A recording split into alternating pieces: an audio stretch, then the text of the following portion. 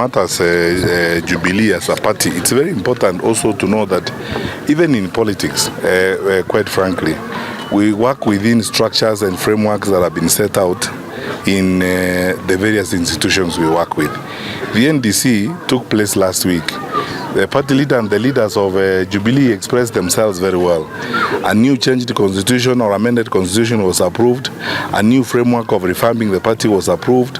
A process of registering new members now has begun. That's why I'm actually meeting some of these Jubilee grassroots youth mobilizers to begin now a drive of registering new members in Jubilee and expanding Jubilee at the grassroots level. Then the process, I think, will be followed by organization of the party as we go forward. I don't want to put the cart before the horse about the decisions. Okay, there seems to be an issue. Yeah, I don't want to put. Are you okay? Yes, we are okay. Okay. As I said, I don't want to put the cart before the horse on that particular matter in terms of what is going to happen next. The party has got all its organs in place. The special NDC was the beginning of that process. Several activities will take place: recruitment, reforming of the party, reorganization, and then the process of choosing a presidential candidate will happen in the party. What I am doing myself is campaigning among as members of Jubilee, because you'll have to be nominated first of all by the members of the party. And I'm talking to the members of Jubilee at the grassroots level. I have started this. This is the first of a series of 47 such meetings I'm going to have across the country. I'm going to meet Jubilee members in every county in Kenya, go to every villages where I can find members of Jubilee. As I encourage them to register, I also ask them to consider me for the formal and official nomination when they nominate their candidates, including their candidate for the presidential contest. So that's what I can say at the moment. And then you can see the work has begun. That's what the NDC said last week, and that's exactly what we are doing. On the issue of the opposition,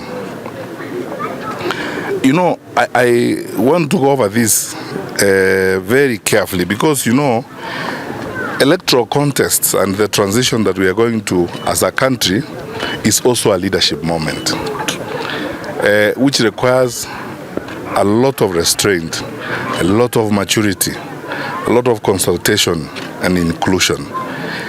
Building unity and cohesion in a political framework takes time. It's not an easy matter.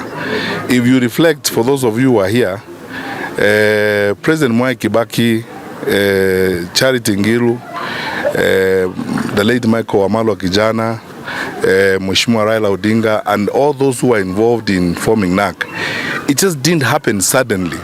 It took time.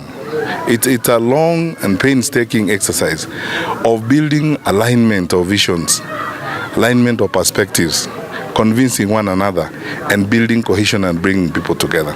These matters are weighty issues. You're talking about the leadership of the nation, individuals and parties and groups that come from diverse backgrounds, that sit down over long periods of time to argue and even harmonize their perspectives to get to a point where they say, okay, this is the platform now we have agreed on, and this is the way we are going to go forward, and this is how our team is going to look like. Sure. So that patience that is required is exactly required now. You know, I've said in other environments before that our patience will be tested, our perseverance will be tested, our sense of patriotism will be tested, but we must overcome those temptations and work together, because the people of Kenya expect that their leaders will work together. So I don't want to go into, because the infrastructure we have in the opposition is already actually laid out. We have two conveners of the team, Honorable Martha Karua and Honorable Kalonzo Musyoka. We have an official spokesperson who heads the secretaries now, the Honorable Dr. Muhisa Kitui. And then the other structures that already have been set up, the Honorable Kipruto Kirwa heads the Coalition Building Committee, and he has drawn in a lot of, you know, other people and leaders from other walks of life. It's an institution So we have to act in an institutionalized manner. So one thing I will not do, to be frank with you, is I cannot speak on the sidelines of that infrastructure when I do not have the authority of the conveners or the authority of the spokesperson to address certain matters. And these leaders at the right time will address these issues. But everyone knows this, and I pointed this out. This is a journey that we are walking, and this is what will test our political maturity. It will test our leadership skills, our sense of inclusion, and our patience.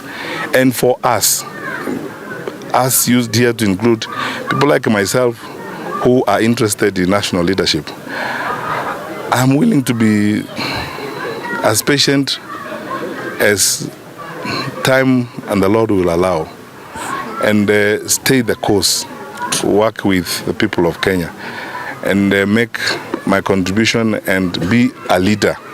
So I wouldn't jump at things or make conclusions or speak about this or that. The arguments you see are actually good if you look at them from a positive point of view. Just imagine we were in a country where the thinking of one person rules the day and is the way everyone goes.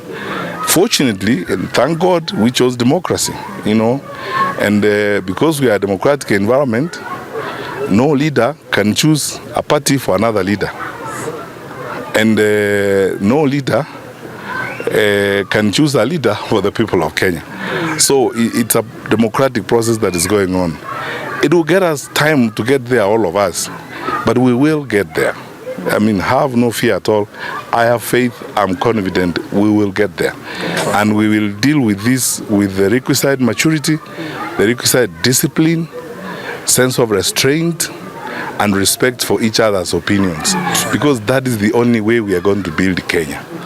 There is never going to be a time we will not have difference of opinion, because look at the diversity of our country. And that diversity, even political diversity, is itself actually a huge plus for us. That's why we are Kenya. That's where we are in this wonderful country. We are blessed to be here. We have this country where a multiplicity of political perspectives exist.